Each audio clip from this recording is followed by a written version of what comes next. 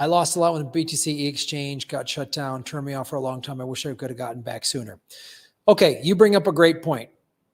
When the Sam Bankman, FTF, and you had some exchanges like BlockFi, that BlockFi was doing Bitcoin and Ethereum and other staking, which is if you kept your there, you were getting interest on it. This is why if you're new to the space and you're buying Bitcoin, you don't want to keep it on the exchanges very long at all. That's why you want to research what a cold wallet is. And there's a lot of good videos out there. There's companies like Trezor and there's other companies out there. Trezor's not a sponsor of this show, but that's what I personally use. But there's other wallets out there, cold wallets. Learn what a cold wallet is. There's plenty of videos out there about what cold wallets are. Swan.com, which is a sponsor of this show, has a really good, their Swan YouTube channel has a lot of great information. And also, if you go to swan.com/orangepillpod and sign up, you get a free $10 in Bitcoin. It is a Bitcoin-only exchange. But there's a lot of great resources out there to learn what a cold wallet is. There's also the Bitcoin.com YouTube channel, which has a Bitcoin 101 playlist. And watch that on what a cold wallet is and how to get.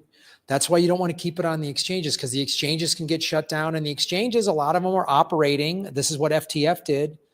FTX is they're doing fractional lending, just like regular banks are doing. Meaning, if they have, let's say, I'll just pick a round number, $10 million in Bitcoin on their exchange, they then start lending it out.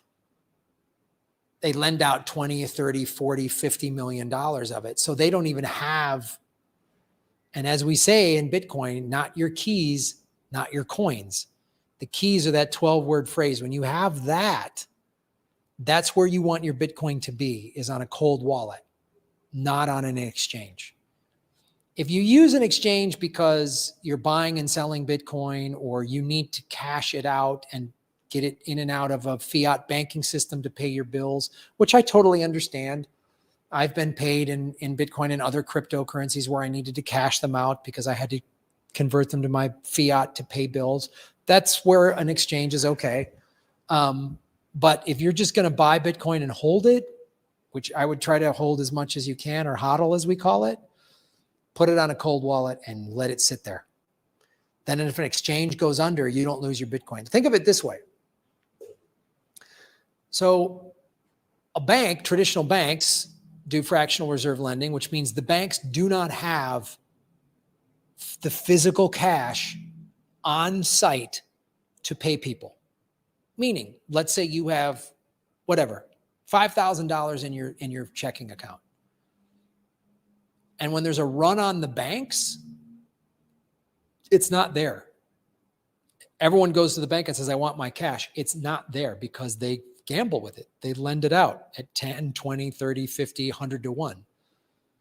So that's why people who've got like this one, I think YouTuber, I forget his name, had like $250,000 in cash in a bank. And he went to the bank and said, I want to pull it all out. And they were like, what, why? Wow. They asked him all these questions. It took a week or 2 weeks, and they only gave him $160,000 in actual cash, meaning they don't have the money they said they have. So if you have large sums of money in a bank, they can gamble it, right? It's the same principle with having Bitcoin on an exchange. You don't know what the exchanges are doing behind closed doors. You don't know how they're gambling with your Bitcoin. That's why you want to put it on a cold wallet. It's like if you had if you have a bunch of money in a bank, fiat money in a fiat bank, and you need to have it there for whatever. Again, most of us are still in the fiat world where we have to use fiat currency to pay our bills. I would get it out of there. So if you have physical cash in like a safety deposit box or a safe, it's better than having it in the bank because it's not there. That's what the run on the banks is. Everybody goes, the banks are running out of cash and because everything collapses and the bank can't pay all of the debt, all of the money they've loaned out. People aren't paying it back. So they don't have the cash then to back up the people's savings and checking accounts.